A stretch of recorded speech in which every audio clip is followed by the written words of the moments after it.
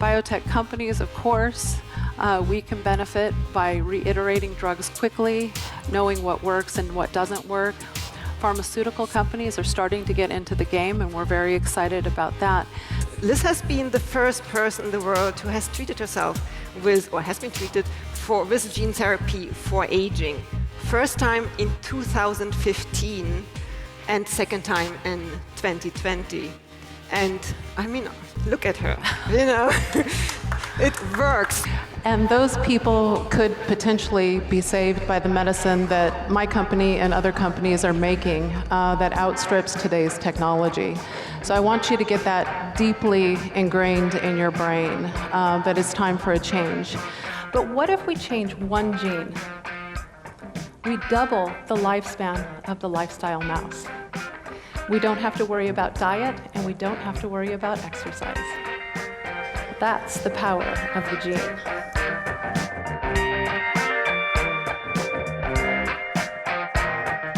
Muy buenos días, muy buenas tardes, muy buenas noches. Desde donde estés, te invitamos a la sesión especial de hoy de Madrid Singularity, donde traemos las ideas, los proyectos, los descubrimientos más apasionantes del momento de todo el mundo en español. Pero hoy vamos a comenzar con una serie de entrevistas en inglés con traducción simultánea por Zoom al español.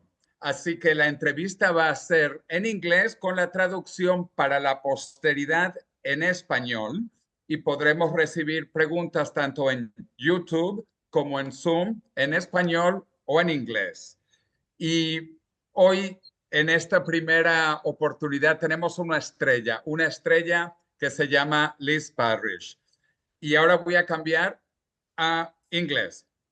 So, hello, Liz. We are so happy to have you, Liz Parrish, with us for this first time that we are holding this event bilingual in English, but with subtitles in Spanish in real time in Zoom, but also we are transmitting through YouTube, and then we are going to put in different channels so that we spread these ideas of our group, Madrid Singularity, into the Spanish-speaking world with top people like you. Since you don't speak Spanish yet, we will speak in English for you. And we are really excited. Will be perfect. Yeah, thank you. I appreciate being here. And finally, I'll have perfect Spanish. So I love the help of AI with helping me achieve that for you. Absolutely. So, well, let me first of all say that I have had the pleasure of knowing Liz for about 10 years. We met in 2015 in a conference in Palm Springs, in California, where there were fantastic speakers like also Ray Kurzweil and many other people, Liz Parrish, of course, that was just starting her path into gene therapies, and she was going to go to her first therapy. And since that time, since 2015, this has been growing. She created her company, BioViva, that is working with gene therapies. And she will tell all of that to us, what is happening with BioViva and with herself, because remember, she is patient zero for biological rejuvenation with gene therapies. She's the person who has brought this to the world through self-experimentation.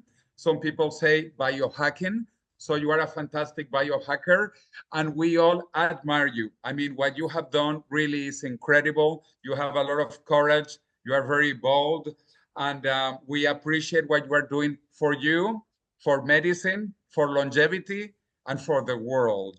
So you are also a fantastic human being, a really nice, kind person. And so that is why we are beginning with you, Liz. This is an honor for Madrid Singularity to start this series with you. And now it is all up to you, Liz. First, a short presentation, then questions from the public, and let's keep on learning. Thank you. Well, thank you for having me. I'm really honored to be the first, especially for this translation project. I think that's wonderful. The more of the world that we can reach, the more we can educate, and the more people will be really excited about the future. So I am going to get started with a presentation, and I'm going to share it here, and I hope you can see it. So my company is BioViva, and yes, I think that we kind of blur the lines. We blurred the lines of what is a company, what is biohacking, and how can we change regulations. And I think that at first it seems like a big blur of things, but actually it really makes sense.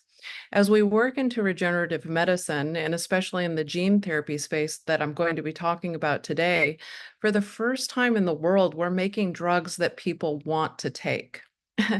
And that makes a big difference, because historically we have only taken prescription medicine when we're so sick that we have to take it. And rarely will you meet someone that says, "Oh, I take 5 prescription medicines and I feel great." New medicine is going to change the way that we think about taking medicine substantially. We're going to start taking medicine that does make us feel great and actually keeps us from getting sick. This company was really a call out to the world that research had been sitting for decades on medicine that was reversing signs of aging and disease in animals, and it wasn't translating to humans.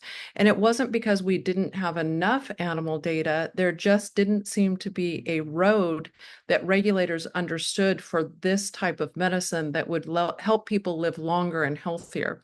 So our mission was to actually bring that to the world. So uh, in 2015, BioViva was incorporated just to do that, to essentially bring this technology to the world. And why would we do that? It's because we have a very limited health span. Even though we're a very long-lived species, we don't live very much above this red line of consumption that you're seeing. We're slow to develop. We use a lot of resources when we're young. We cost a lot of money as children. Finally, we rise above the line of labor and consumption, where we're actually making enough money to pay for our own needs. And very quickly, we drop down below that again, and we spend a lot of time in ill health. So we really need to spread this blue line out. And how that actually looks when we look at lifespan and health span is like this. Your lifespan is how many years that you live. Your health span is how many years you live in good health. And remember, the first 25 years is just education and the use of resources. Finally, you're entering the workforce, and if you're lucky, you get to live to work till 65, produce till 65. The graph would say you're dropping below consumption at that point. And then you spend a lot of time in ill health. And actually, even though this sounds very much like an economic problem, it's also a societal problem, a social problem, and a very distressful problem, because we start to see the loved ones, people that we care very much about, start to die and degrade. And so we have something called mortality priming, where humans as a species start to grab assets. We start to think only for ourselves and our families, and we don't share the wealth with others. We stop developing technologies for the entire world, and we just only think of ourselves. So this is actually a very dark time for humans. We need to keep ourselves in this production phase where we're giving to the world, we're making better technology so we can live better and longer, and have more resources with each other.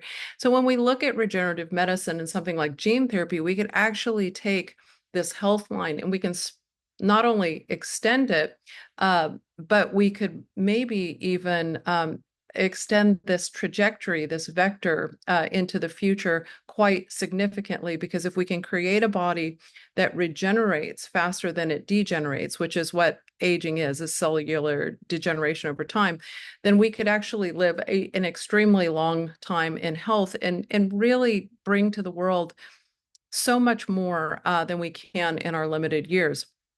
I'm going to go over this slide really quickly. Aging associated diseases are the biggest killer on the planet. They kill over 36 million people just this year. So if you listen to any statistics on any single disease, there is no disease bigger than this. It kills 74% of the global population now, and 15 million people will die prematurely this year of aging-associated diseases. The graph on the bottom just shows the biggest killers in aging-associated diseases, and that how traditional medicine has worked is to, give you an inhaler or give you a pill that just affects one downstream effect of a disease, a symptom of a disease, and that doesn't stop that disease. But if even you could stop one of these diseases, let's say some drug came out that stopped all of cancer, humans would only live 2 years longer on average, the whole population, because you will die of heart disease or diabetes or another one of these aging-associated diseases. So we really need to treat these all as symptoms of a disease called biological aging and treat it all at one time. And we do have the methodology now in our scientific toolbox to start doing that. I'm going to go ahead and let this slide play a little bit because this is what gene therapy is. The slide's not playing, sorry. Gene therapy is essentially the delivery of genetic material through vectors that take that genetic material into the nucleus of the cell. And they drop that piece of DNA in the cell with its promoter, and then it starts to upregulate proteins. And this is one of the first times in history outside of nature doing this to us, because nature is very good at gene therapy and has been for tens of thousands of years. But this is the first time in history that we can make our cells drug factories. We don't have to ingest drugs that then affect our body all over, maybe some negative side effects and some positive ones. Your cells actually become the drug factory for the proteins that make you healthier. And it's a beautiful technology. And because it's so streamlined, when these type of technologies get into the regulatory framework, they get passed through very quickly, less than 6 years. So compared to small molecules at 15 years, they're quite quick. So this is the gene material going in and then transcribing the protein. And these are typically given by IV or intramuscular injection. We do specialize in intranasal injection, and there is inhaled. So when people ask you about gene therapy, they'll often say, oh, gene therapies don't exist yet. That's future technology. But they not only exist, there are all of these listed in front of you are approved gene therapies. And this isn't even the gene therapies in the cancer space. In cancer treatments, there are probably 45 approved gene therapies. These are only in the monogenic disease space because this is the area we work in. It's called somatic cell delivery. And these are all approved. So if you know someone with a disease on this list, they can get access to a gene therapy and it could cure their disease. So that's exciting.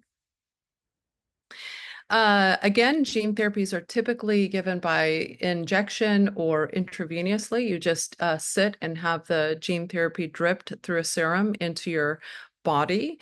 And we're working on intranasal, where we're specialists in that.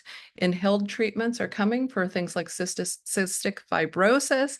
And there's also topical gene therapies for rare skin disorders. And that's been a beautiful consequence of the development of the technology. Now here we see on the right is a boy with muscular dystrophy. He has a very hard time climbing the stairs. These children have atrophy in their muscles and they cannot grow new and substantial muscle fibers. This is the same boy 3 months after gene therapy. This is with a gene called follistatin. It's been through safety and efficacy. You'll see it used often, sometimes in medical tourism and in different modalities in the US and peptides and different serums because people are very excited about it because it is a dose-dependent gene therapy, but it hasn't ever shown any negative consequences. It seems to have been safe in every model, including non-human primates, and has a great trajectory for treating things like type 2 diabetes, It seems to protect against 3 types of cancer, including prostate. It increases bone density because when you strengthen your muscles, you strengthen your bones. It helps with immune system regulation. It influences stem cells. And of course, it is a protector against neurodegeneration as well. So all the genes that we work with have this incredible safety profile. And, we just as a company just could not believe that humans didn't have access to these, especially humans who are dying. It really makes no sense. So we started working with adeno-associated virus in 2015. I was the first test subject for 2 gene therapies to treat aging that year, after Jose and I met at the Brink conference in Palm Springs. And it's a great viral vector delivery method. It doesn't integrate into the genome, except for in very safe sites and very small occasion. It needs a helper virus to grow, so it can't duplicate in your body. But the problem is it can only deliver a small piece of genetic material. And so in order to do the gene therapy that we published the paper on here, this was my results. To do 2 genes, we had to make 2 different therapies. And so that came at quite a cost because it's twice the cost. You have to pay for each gene therapy individually. We went on to treat patients with dementia with 2 genes as well, with HTERT and Klotho. I took this gene therapy before they did. And it was wonderful. It increased their cognitive abilities. It basically improved their biological age score in the telomere lengths. And one person even went from living in assisted living to living on her own. So it wasn't a cure. One person had no effect. 3 people had cognitive benefits, and 1 person seemed to have a major effect. This was something we really wanted to move forward, so we took this to the US FDA. And after all of the work that we had done, the purification data, the human study, they just told us to go back and do millions and millions of dollars more of animal studies. And so at that point, our company switched gears and decided that we would license our technology because that would be more beneficial to the world than us focusing on one drug. We can make a multitude of drugs, and we can actually make better drugs because we have experience. And so we went back to the drawing board with Rutgers University in 2018 and decided to create a vector that could deliver multiple genes. And this is it. It's called cytomegalovirus, and it is a large vector. In animal studies, it was redosable, and this would be really great for people to easily redose a gene therapy. That would make some changes in the course of treatment. We were able to give it intranasally and have just the benefit as we did injecting it into the mice, which means that people might be able to just go home and snort their gene therapy and get it into their entire system and treat things like neurodegenerative disease and frailty. And it can last in the blood longer than AAV can because it has, it's kind of immune privileged. It has genes that kind of hide it from the immune system.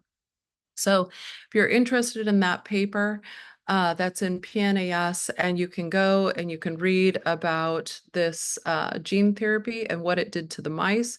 It definitely increased lifespan in the cohorts of TERT and follistatin. It helped bring their blood sugars down. It maintained or increased body mass, which is important to an aging population, and task performance was increased across the board. The best performance, though, was with just telomerase reverse transcriptase, but follistatin performed very well indeed. So just to finalize what we're doing at BioViva and how this would associate to humans, if the work in mice exactly reflected into how humans were affected by these therapies.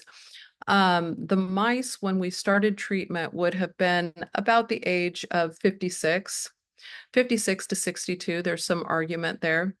And the untreated mice then, if they were humans, would have died around 78, which is very common for a human lifespan. So if we behave just like mice do and we just took the follistatin treatment, we might all live to be 90, and not only live to be 90, but have many more years of health. Because remember, all these genes confer more health span, because that's the point. If we took telomerase reverse transcriptase just by itself and we were similar to mice, and we then would live to be over 110. And so the goal of the company is really to combine these genes and to see if we can get actually a super wave. And that means adding things together and having a much bigger effect for targeting more hallmarks of aging. This is the company's team.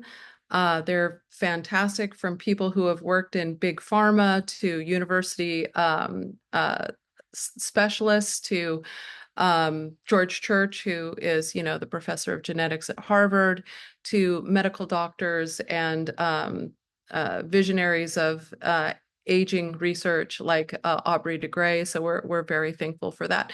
So if you want me to stop there, I can. The rest of it gets into the companies that we have licensed the technology to, and the things that they're moving forward to do with the technology. Okay, Liz, that is fantastic. In fact, maybe some of the additional material could be talked about in some of the questions.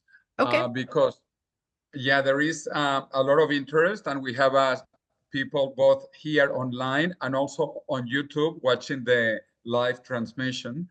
And there is a lot of interest, and this is a great presentation to put in context what is gene therapy and what can be done with gene therapy. So we actually have a question online, which I find very interesting, from a woman, Alma Omares. She's asking in terms of reproductive technologies, if you could use these to delay the, well, not the menstruation, but the whole reproductive process to have children later in life, for example, or how do you see gene therapies in terms of making babies and delaying the birth timing? Well, actually, that's a really good question, because the clocks that deal with a woman's fertility are different than the clocks that we're looking at when we look at cellular aging. So we're really, as women, tied to how many eggs that we have. So if there was a way to delay hormonally those eggs from coming to fruition over our younger lifespan into our older lifespan, that might be one way to do it. You can definitely rejuvenate ovaries with different technologies in regenerative medicine, but it still comes down to the healthy eggs that you have. But one of the really exciting things that's happening in gene therapy is we're being able to take cells, even skin cells, and we can reprogram them. And they are finding that we can actually create life out of different cells of our body. So even if you, let's say, are in your 60s and you don't have any viable eggs anymore, in the future, that may not limit you to having your own children.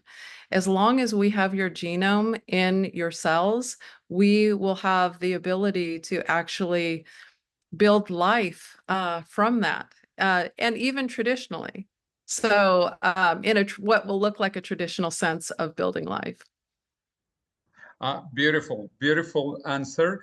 Also, since you are a woman, you are aware of the problems of reproduction. So I think this is important, because now people are living longer and longer, and they are having children later and later. Yeah. And it's not just reproduction. I mean, think about it. Menopause causes a lot of problems in the body. It causes a cascade for women of health issues. So with these gene therapies and regenerative medicine, we can address those issues. So that's not a problem. But yeah, the right to have children and continue to have children. I wish I would have had, so many children. I only had two.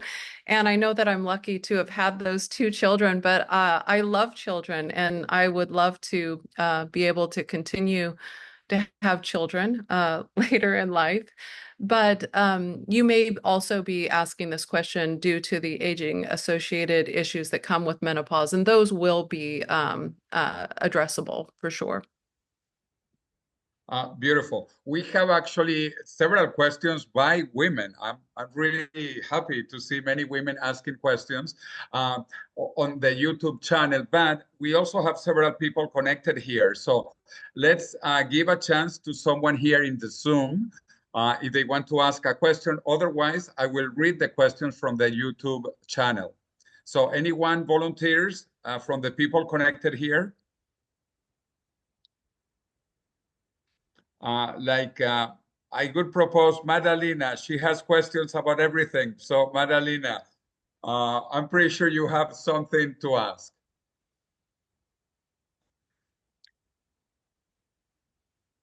We have to unmute you. Muted. Yeah, you have to unmute yourself, Madalena, and then we can hear you.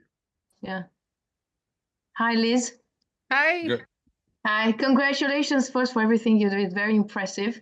Thank you. And well, I'm happy to see a woman in this space doing so much, not just being there, actually being a pioneer in many fields. I think you're talking about regulations and all the time it will take for these things to be better known by the public and to the market. And for example, you had this test, obviously, I work a lot in kind of symptoms reduction and reversal in Alzheimer's dementia. So obviously the test you did is very good. And actually, I understand from what you displayed that the MMSE test kind of got improved for certain people. So you got some results on that, which is good. But then when you wanted to take it to the next level, you got, like they say, okay, millions and millions and millions just to be taken seriously. And I think that it's a problem you and I will not solve it today.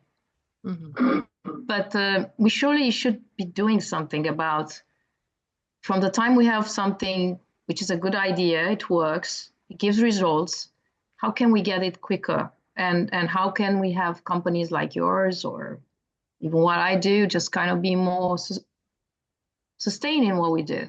Because it's not a joke. Like this year, I think US will spend more than $700 billion on Alzheimer's costs.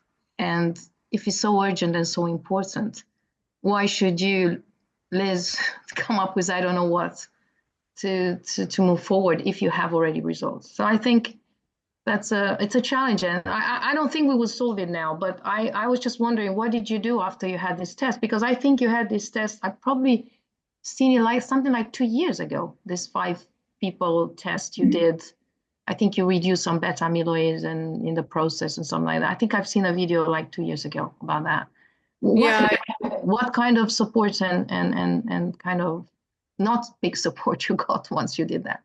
Yeah, I think that, that's a problem that we see across the board with regenerative medicine companies and especially cancer companies that we talk to. The minute that they have something that's very promising, kind of everyone disappears. The people that you need the most, which are the regulators, they come in and they try to figure out how to more heavily regulate it with things that are unpredictable of outcome. So, for instance, us having human data and bringing that to the regulators, as you know, that overrides any animal data, because animal data from other species is not predictive of really how drugs will work in humans. And mostly in Alzheimer's, where they came with a lot of theory because it worked on mice, they came to humans, they ended up with brain inflammation, hemorrhagic states and whatever. It was an absolute disaster actually from this particular disease when they went from mice to humans. So, but you went with something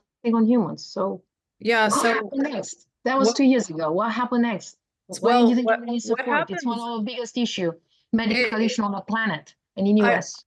Thank you. And I think that, this is what people should really be enraged about. So about a third of my time working in regulations because people don't seem to get it in their head because it's not them, that a lot of people are dying right now. And these therapies not only could help them, but it could help us then, from the understanding that we glean from the studies, make even better drugs that will help the people who are slowing the progress now when they become diseased. And there just doesn't seem to be, people really thinking ahead in that area, although it is now emerging. So you're going to see country after country. It's happening right now. I work on regulations. I've worked behind the scenes with several companies in countries. You're going to see the passing of laws that allow these drugs. And they will allow them not in a staunch regulatory body, but almost as a pre-regulatory zone for patients who are terminally ill. So it's become a hot interest of different companies and countries to come together and to converge and make this happen. So, we have been doing what's called an investigator-initiated clinical study for quite a while, and these are legal studies. They're ethically run, and they should be a mandate globally. Hopefully, we'll even get platforms like Best Choice Medicine that I work on in the United States eventually, but we need these all over the world. Spain really needs these. Let me turn off my alarm. Sorry, it's early here. And let me ask some other questions that we are getting here from the YouTube channel. So let me read this to you, Liz. There are several questions, so let me read a couple of them so that you answer two of them. Question from Natalie Signorini. The question, is there any gene therapy trial on animals that we can film? This is a filmmaker, so she wants to film something about animals. I mean, she means, how can we show by examples in a documentary that your path is the future?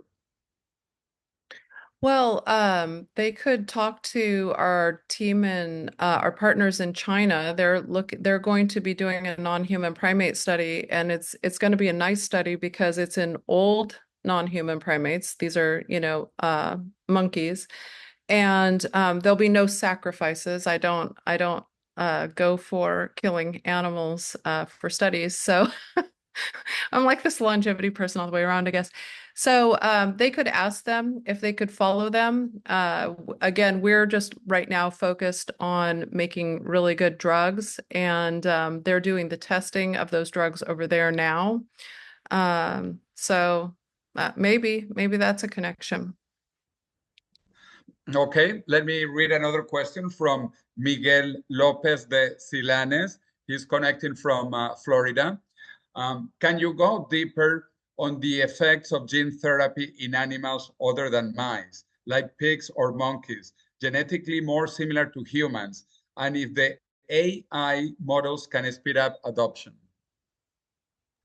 Well, follistatin was one of the really good models for it's one of the really good genes for going through a lot of animal models. And so it did go through non-human primates. There's a great study online that you can find with follistatin in non-human primates. It showed that it increased muscle mass, it made them healthier, and they followed them for a long time without negative health consequences. Gene therapy is a really expensive technology, so you don't typically see it in a lot of large animal models. And the non-human primate models have been vastly removed from the pipeline because people are concerned about ethical issues of drug testing in non-human primates now. So, you kind of have to prove that it's something that would actually make them healthier and not sicker. So again, companies rarely will go the extra mile for a non-human primate study anymore. We're doing it because our CMV delivery method is new and novel, and so it's a good testing route to put it through. And what was the second question? Oh, AI. Yeah, of course. AI is going to definitely speed things up. I just shared a paper yesterday. I'm not sure if it went out yesterday on my social or if it'll go out in the next few days. But there are now like ways to actually test the genome in a multitude of areas and start to use AI to try to interpolate gene interaction. Now, again, it's just interpolation and we have to double check it, but it gives us the ability to speed up the potential multitude of effects of genes. Fantastic. Actually, there is someone here in the Zoom, Andres Buitrago. If you want to make the question yourself, or I can read what you typed. Andres, do you want to ask yourself? Okay, no problem. Okay, so we listen to you, Andres. Okay, thank you so much, Dr. Cordeiro. Nice to meet you, Dr. Liz. I am Andres Buitrago. I am Colombian ambassador for Health Nation. Yesterday, I was talking with Dr. Cordeiro. He mentioned me that you did your first gene therapy treatments in Colombia, and I would like to explore how we can build partnership with them. If you are partnering right now with them, that's in a broad way that what I would like to know right now, and if you are cooperating with them. Right now, we're not doing anything in Colombia. I would love to do work in Colombia again. That would be fantastic. We love Colombia. We do have one doctor that works in Colombia. And so, yeah, just reach out and we'll see what we can do. Okay, thank actually, you so much. It's very nice. We have people connecting from Bogota, from Medellin, also from different cities in Colombia. So I'm happy to see this participation. I have another Spanish friend, Francisco González Linares. He writes in Spanish. I will translate to you. Will we take pills to rejuvenate and stop our biological clocks, or we will get vaccines? So basically, if it is a pill or if it is a vaccine. Second part, will it be enough to take just one pill or one vaccine, or it will be multiple ones? How long will it take to show the effects of these therapies? That is a really interesting question. So there is different technology emerging, and I'm working with a couple companies that are doing this, that are actually working on pills that will reverse your biological aging clock as far as your DNA methylation and acetylation. And this is something that we can do with gene therapy. It's called OSK factors. It's a well-known trick that you can do where you can reprogram a cell to be youthful, but not take it so far back that it's differentiated, meaning that you can make a cell genetically look young again. Now, that's just one part of aging. And so I think that probably if I could impart upon you one thing that's really important is don't fall in love with one fad of aging. So there is the epigenetic clocks. We have to reverse those. There's telomeres. We have to lengthen those. There's mitochondrial function. We have to reestablish it. It's not all or nothing. So it's not just NAD is going to make you live forever, or resetting your epigenetic clock is going to make you live forever. Because actually, you can reset the epigenetic clock in a model organism. It can look young, but it still doesn't live much longer because of things like telomere attrition and other limits. So we have to do all of those. But as I'm alluding to, there are some things that we can do with pills, and there are two companies I'm working with right now that have a stack of pills that are based in research. Some of it is based from Harvard labs, and they will be basically designed to reverse your epigenetic clock. Now, on top of that, you'll need to take the gene therapies to lengthen the telomeres and some other geroprotective measures. So I think that probably what it looks like for everyone is maybe every 5 years you take a few injections, and then maybe every 2 months, every 3 years, you take some pills, and then that will probably maintain your biological age and your health for an extremely long period of time. It may even get better than that.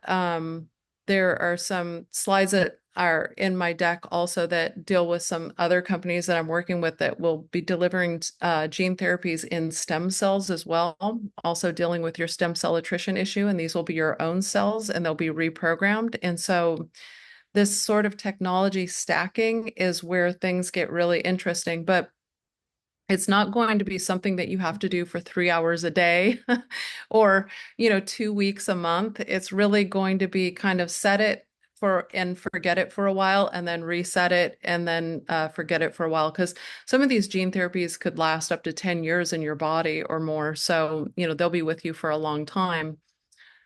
So I'm trying to explain how the future looks. It's some interface with medicine, not as much as what we have today in order to just try to maintain some amount of health. Okay. People keep on asking questions and writing comments. One person called Fernando, he says that this is marvelous. This is impressive, very inspiring. Another person called Lucio says that you look so beautiful. Another person is asking, can we do these therapies in certain countries or fiscal or health paradises like Vitalia? Actually, someone is asking about Vitalia, which is in a small island in Honduras, in Prospera Roatan Island. Anyway, so you were in Vitalia yourself. So maybe you can talk about that and other places like you have been considering, I think, the Bahamas or other places. And when will this be taken mainstream to the USA and Europe?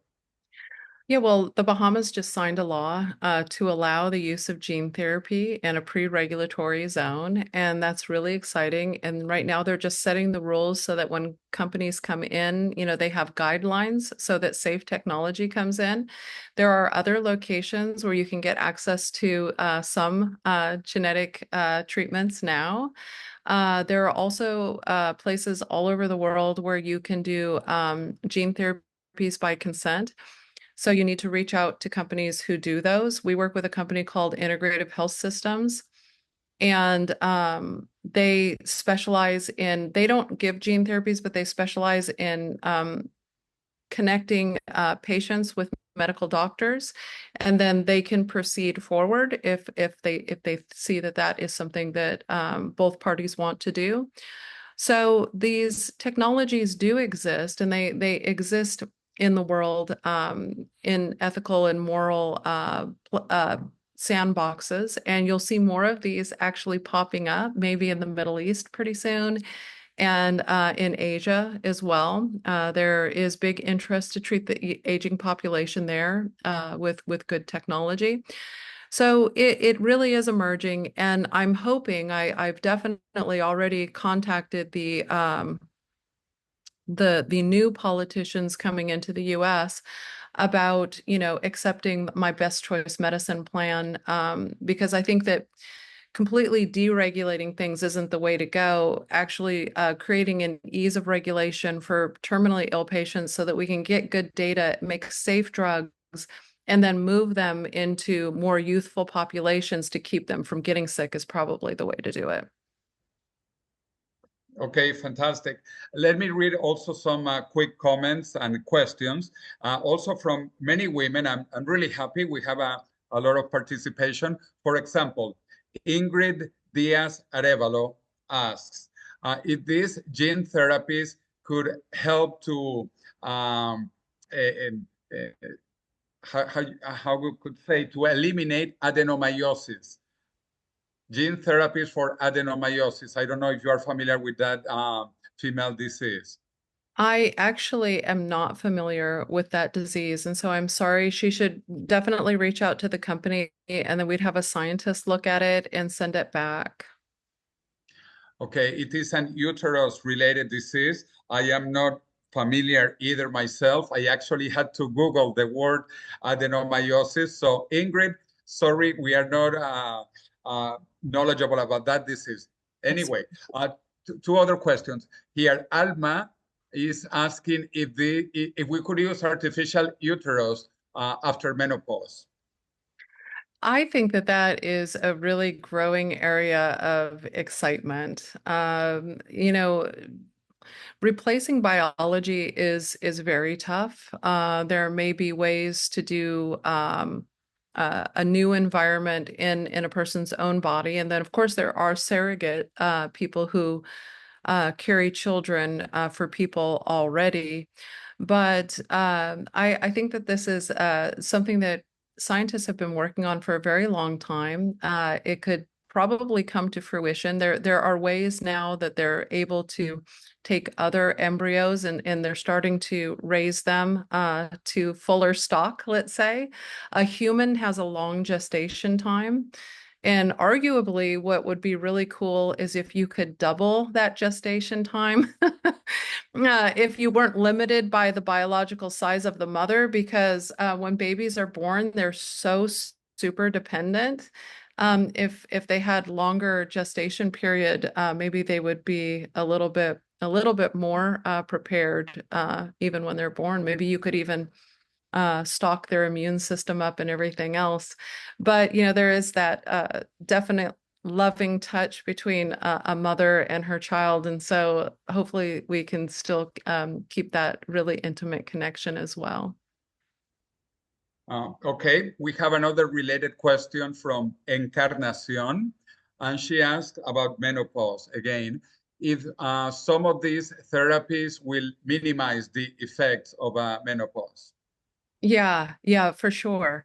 So when you do, for instance, let's just look at one gene because it's been through safety and efficacy. So it makes it very easy to talk about without, pushing things that people would say, well, that's more experimental. So follistatin. Follistatin increases your muscle mass. Therefore, it increases your bone density, and that's been shown. And so that can help fight against things like osteoporosis. So, that, and then the metabolic boost that it gives you, the insulin sensitivity, this is really important for a failing metabolic system that we tend to see with menopause as well. So yes, even if you look at just a single gene it's a gene that doesn't even target exactly one hallmark of aging, you can see benefits. And then we do use genes that actually target exact hallmarks of aging. So yes, we could live healthier, longer, and menopause, won't be a thing. I mean, I honestly think that even hormones in the future will be something that we modulate. We have this incredible flush of hormones when we're young that are just driving us batty when we're really needing to do all this focus and education. It could be possible that we could delay that process. And actually, one of the startling things that we're seeing now with young women, young girls, is that the menses is coming on earlier.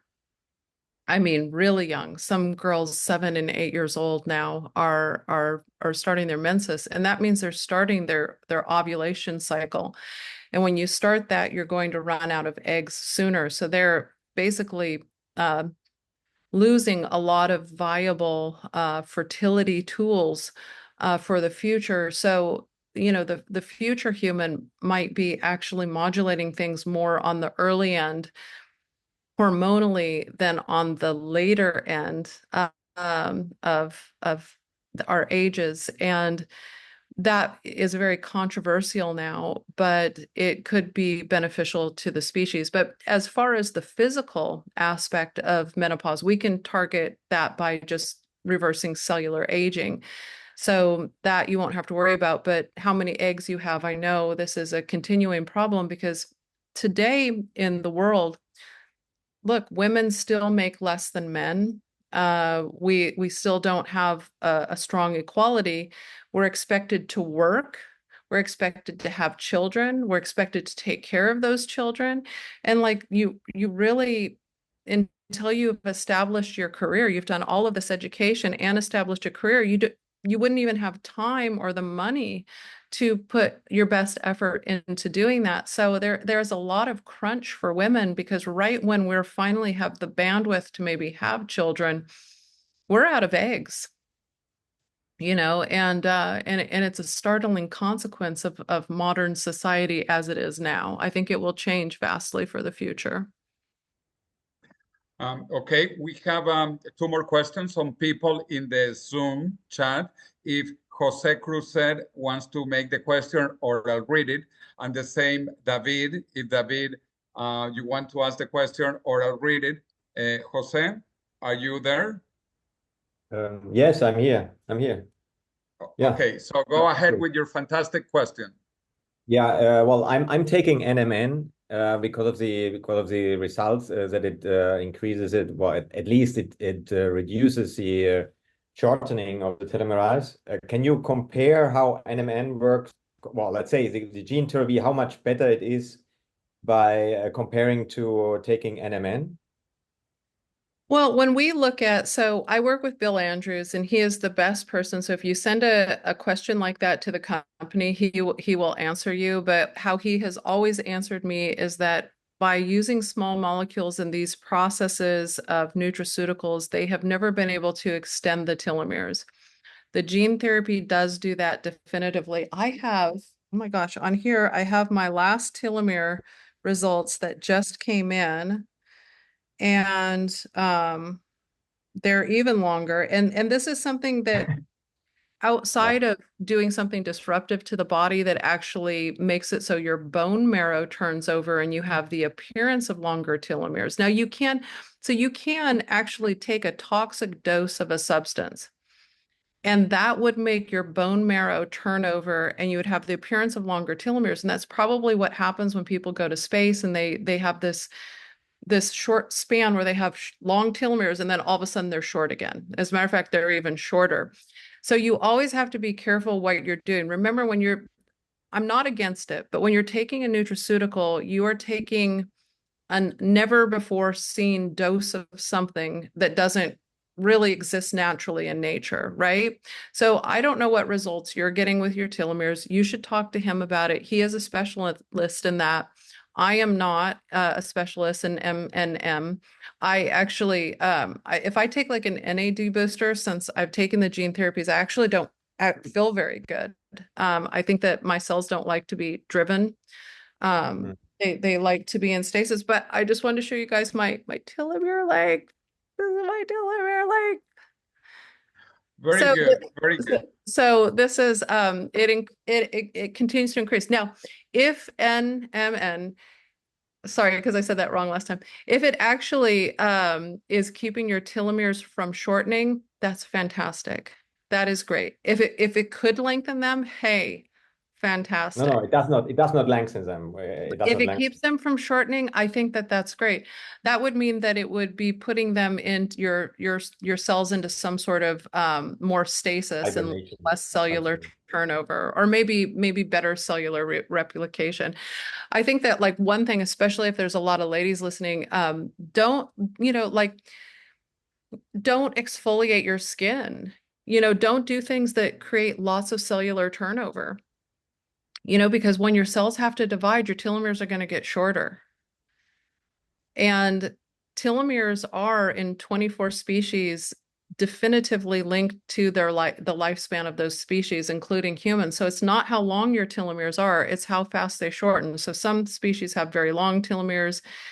It's the rate of shortening, even if they die with long telomeres, it's the rate of shortening between what is them naturally at a young rate and when they die. So, really preserve your cells. But I'm glad that you're getting that result with nutraceuticals. There are some really interesting drug combinations that are coming out in this reprogramming area not also, because you're not claiming that, but they actually claim to be lengthening telomeres, but these are drugs. Some of them are hard drugs, and I'm really excited to see the data on this. So it could be that you'll be able to take a pill and with some nutraceuticals, because that's great, because you should support your cellular health, and lengthen your telomeres and reset your epigenetics and do a whole bunch of other things.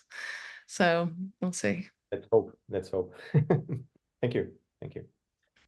Okay, David Garcia, since you are in the Zoom, do you want to say your question, or do I read it? Yes. Can you hear me?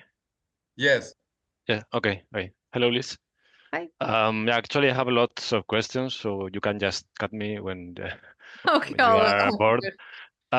So correct me if I'm wrong, but I think you just said that gene therapy is active in human body around 10 years. Did I hear correctly? They can be. They're actually they're still listed by the US FDA as a one treatment for a lifetime cure. We're not sure about that one. Now we have a lot more established data in gene therapy that shows that protein levels can start to subside. And since it's somatic cell delivery, these cells likely, when they divide, don't take the gene therapy with them, or when they die, of course, they don't leave the gene therapy in the body. So what was once thought of as a one-time curative treatment is now considered a probably redosable need. So gene therapy does never get into stem cells? Well, we're working on a way to get it into stem cells, and some gene therapy does. When they do CRISPR therapy for sickle cell anemia, they're curing sickle cell anemia now. They do that into stem cells, and so you But can. how does this therapy distinguish a somatic cell and a stem cell? Is that possible? Okay, yeah. So what they do in that case is they do what's called ex vivo gene therapy. So they Okay. selectively take cells out of the body and they put them in a dish, and then we transfect those cells with gene therapy, and then we wash those cells, and then we select the cells that have the gene therapy, and we put those back into the body. And so it's not as easy as just directly injecting it into the body. But it makes it so that you have a more directed and targeted therapy. Now, when we do an intravenous gene therapy, it probably does hit the bone marrow, and that's probably why my telomeres and my T lymphocytes are long, is because it probably did, in fact, affect those cells. If you really wanted to go for regeneration of your body over 5 to 7 years, and you had 5 to 7 years time to do that, if you could target every stem cell in your body, that would be the route That to would go. be the ideal therapy. Yeah. Yeah, that would be ideal. But otherwise, if we're just going to do stem cells, there's a drug that we can give patients that makes their stem cells essentially drop into their blood system, and then we do plasmapheresis, and then we pull the specific stem cells out. There's 3 types that we get, and then we can divide those 3 types, and each one of those types of stem cells is good for a different treatment. So some of those stem cells are really good for the use in your brain for cognitive disorders, and some cells are better for certain organs or muscle deficiencies. And so that's a company that's coming. You're going to see it come online. It's called Vetracell. It's under the title name RegenCell. And its focus is specifically stem cells and doing gene therapies to stem cells. And currently, is there any way to control the transcription of the gene therapy, or you are just using the wild type promoters for the genes you are inserting? Well, actually, we were one of the first companies to come forward to start controlling the promoters in gene therapies in humans. And so where gene therapies traditionally started was in the monogenic disease state, where they wanted to upregulate as much of a protein as they possibly could at one time. So yeah, but I mean, I'm said because you just said that when you are taking supplement or something, you are exposing yourself to a dose that is not natural, but that can also happen with gene therapy. You are exposing yourselves to a non-natural level of transcription of that protein. So yeah, exactly. And so when they started with the CMV promoter. Now we use CMV, but we use it as a gene therapy delivery. CMV promoter makes the gene produce a lot of protein, but over time it will be silenced. And for 2 reasons. 1, it's not a human promoter. And 2, it is replicating an enormous amount, and your cells know how to regulate themselves. They know when something isn't quite right, and they'll basically break it down and destroy it. So we started using human promoters, and so you can use promoters that are specific to different tissues and that can control the gene therapy in those areas. And you can also use human promoters that are more ubiquitous, but are high-level performers, almost as high as CMV, but won't get silenced. And so that's typically where we work in that space just for that reason, so that your cells don't say, hey, who is this? You know, I've got, there's a stranger in my house, or there's somebody creating a lot of clutter here and a lot of messy clothes. They're not doing their laundry because too many, you know, these great proteins, I want to throw them out, and they will throw them out. So yeah, so thanks for asking that question. Yeah, your body knows. That's a great thing about using your cells as a drug factory, is that your cells, your body can regulate even gene therapies to an extent. Thank you, Liz. Sure. Okay, Liz, we have many more questions. Let me take 3 more, because otherwise we would be taking all of your time. And I want to say it's been so nice waking up with you, because Jose knows I'm at a conference in Mexico, and it was late nights and early morning, and it's just been so much fun waking up with all of you. So 3 quick questions here. 2 are related to prices, which is a normal concern of everybody. So one question by George Barahona from Venezuela, connecting from Caracas. He's asking, what is the average cost of these therapies? Number 1. And then let me continue with another question from Francisco Gonzalez Linares. He's asking, when will this be available? Maybe by 2045?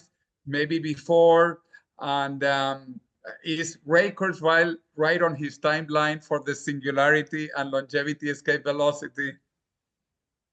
Oh, wow. Okay, so that's a very good questions.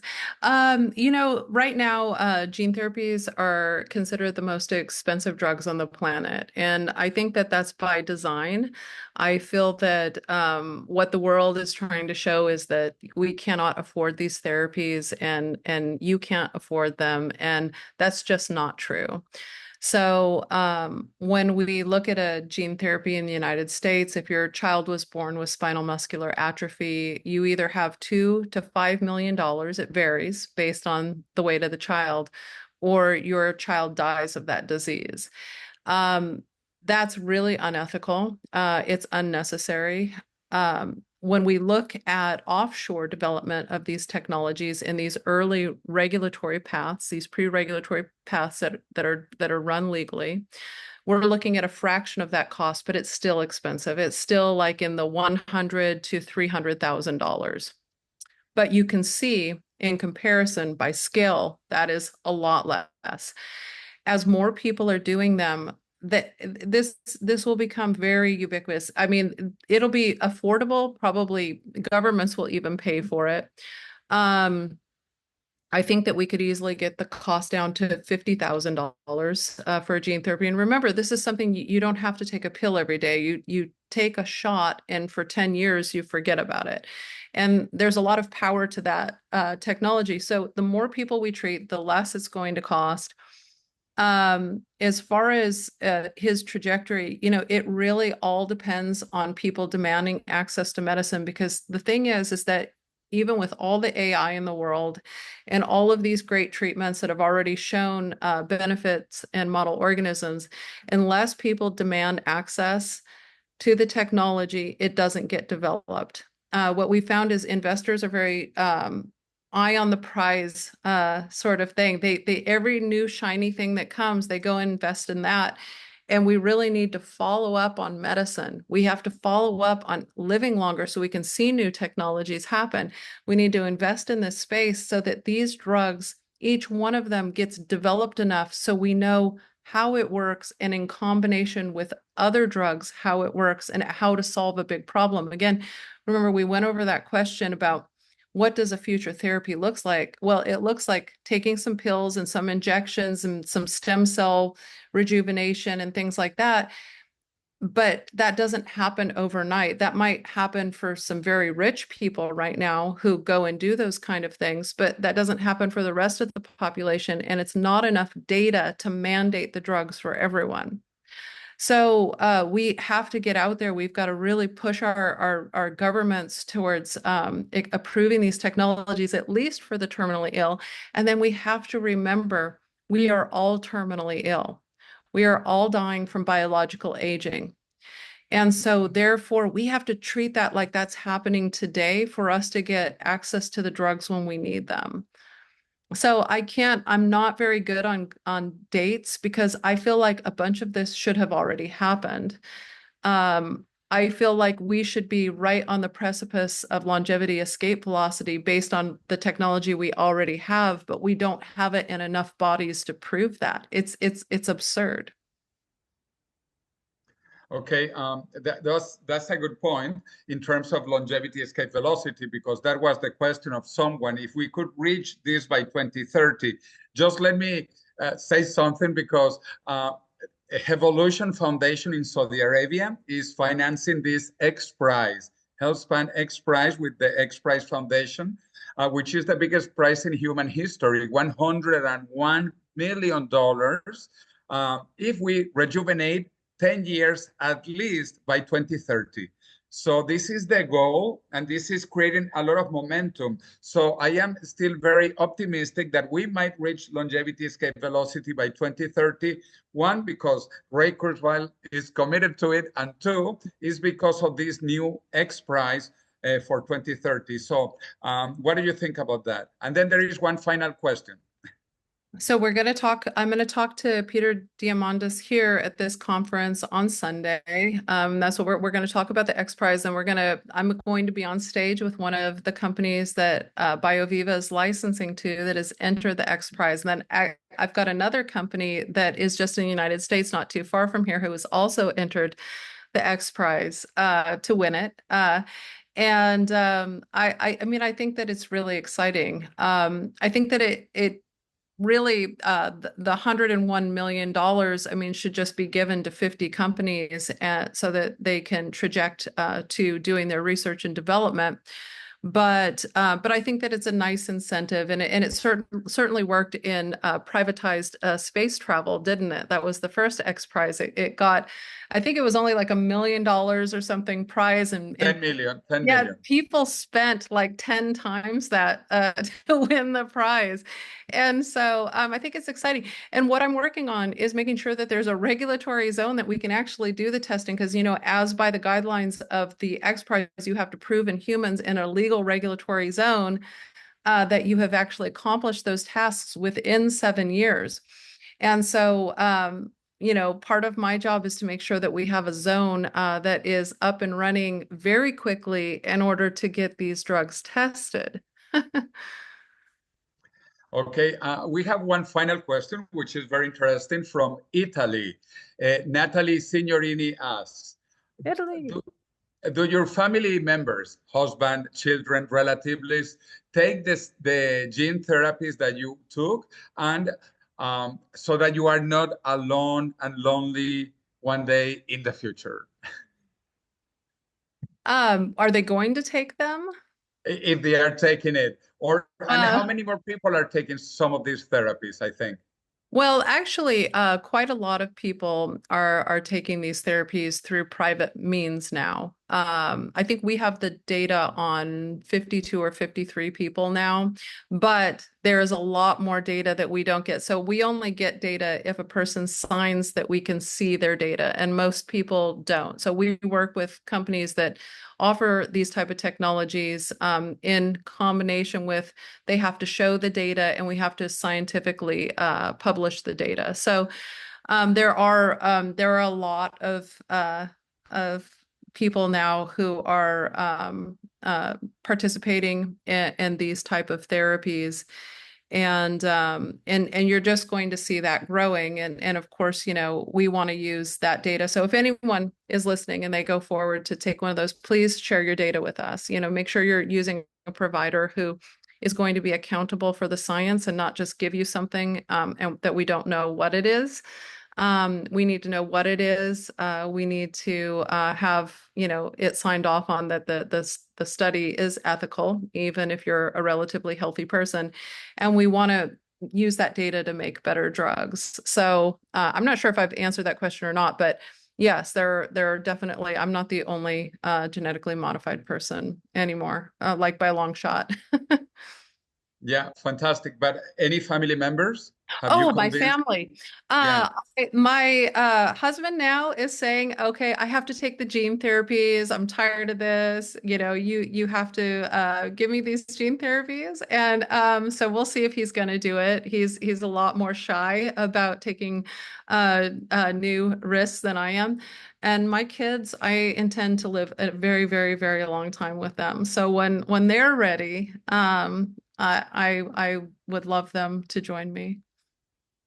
And you too, because like-minded people for the future, we need to make the future a better place together. So if you ever do it, reach out to me and let me know.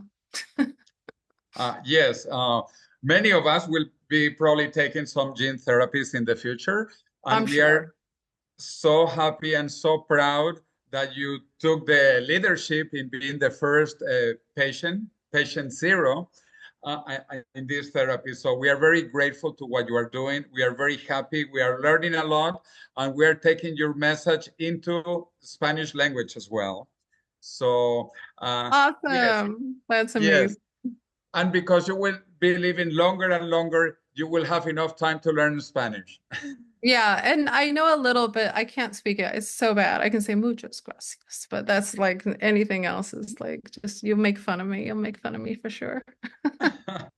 Well, anyway, it was a pleasure to have you today virtually with you, and also a few weeks ago in Alicante in Spain. Mm-hmm. And we hope to have you again soon back in Spain and in Europe. So thank you. Thank you so much, Liz. It is really an honor for us to have you and to open this session of interviews in English with you. Thank you. Muchas gracias. Muchas gracias. Ciao, ciao, ciao. Ciao. That's the power of the gene.